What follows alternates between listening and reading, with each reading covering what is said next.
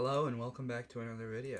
I'm Ishmael Chess, and in today's video we're going to be discussing how to get 1500 rated in Rapid. Now 1500 rated is a strong point. It's about moderate and chess level, and it's really not that hard to get there. So hopefully this video will teach you exactly how to get to 1500 chess, and I believe you could do this. You could probably do this in about 3 to 6 months if you follow the training routines and everything in this video.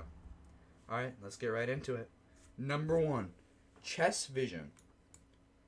Chess vision is when you get to, it gives you a square and you have to pick the square.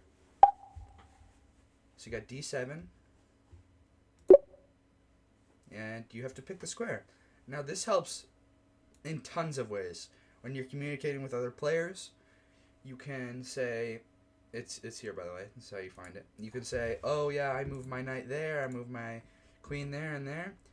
You're aiming for about 18 on chess vision. To hit this, you could either grind really long for about an hour a day, but I like to do it 10 minutes each day before each of my game sessions. So aim for 18 and aim for a flow state. Tip number 2, puzzles. Puzzles can be very important. They're good to get your mind engaged into the game and learn basic tactics. Now, chess.com offers puzzles, they do, but it is not free.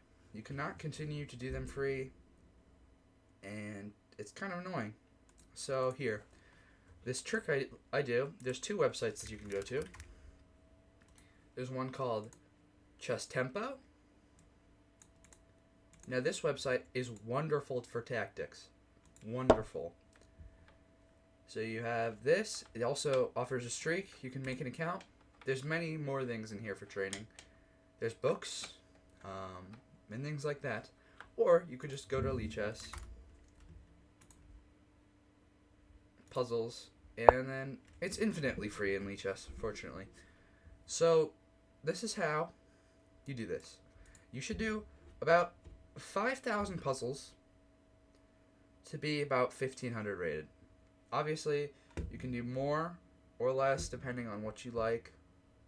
But 5,000 puzzles will get you to where you'd like to be.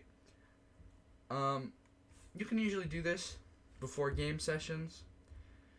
Do about 10 to 25 puzzles before game sessions, just to warm your mind up. Yeah. On to the third tip. Tip number 3, mastering your opening. Mastering your opening, while beneficial, is not needed to become 1500. You really just want to know the basic plans, and then 3 to 4 moves of opening theory. To do this, I like to go to this website called Chessbook. I'll link this in the description. You can practice your moves, you can view plans, and you can create plans. So, say I wanted to create a plan with white, you go here. If you have something set up already, you just click go to your biggest gap. And this was an opening that I was wanting to play. And then you can choose response moves and then what you should do. This can be very beneficial. Also, once you get to a certain point, let's get there. It should show the basic ideas of the opening. See, if you clicked how to play from here, it'll tell you. So white usually castles kingside. The light squared bishop typically develops to d3. Kingside knight can develop to e2 or f3. The bishop usually goes to h4, probably because it's pushed off by the pawn. And then a common pawn move is e3, obviously opening up the bishop line. So this is how you practice your openings in theory. To really get a in-depth plan to action of your openings, you should go to YouTube. I did this recently. And then you go to your line. You look up your line. So for me, I was trying to study the Nimzovich.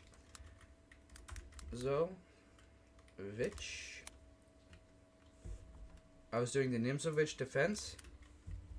Kennedy variation.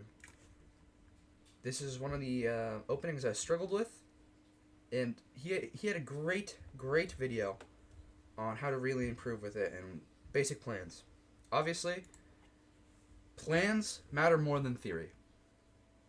So watch those videos, learn the plans, and you should be set up for 1500 success. Tip number 4. Learn basic opening attacks and fundamentals. With these opening attacks and fundamentals, players can usually get in very tricky positions.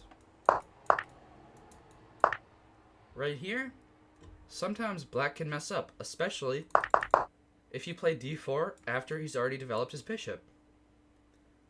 Or, usually, you'll be able to push this pawn. So here, and then this gets very, very tricky for black.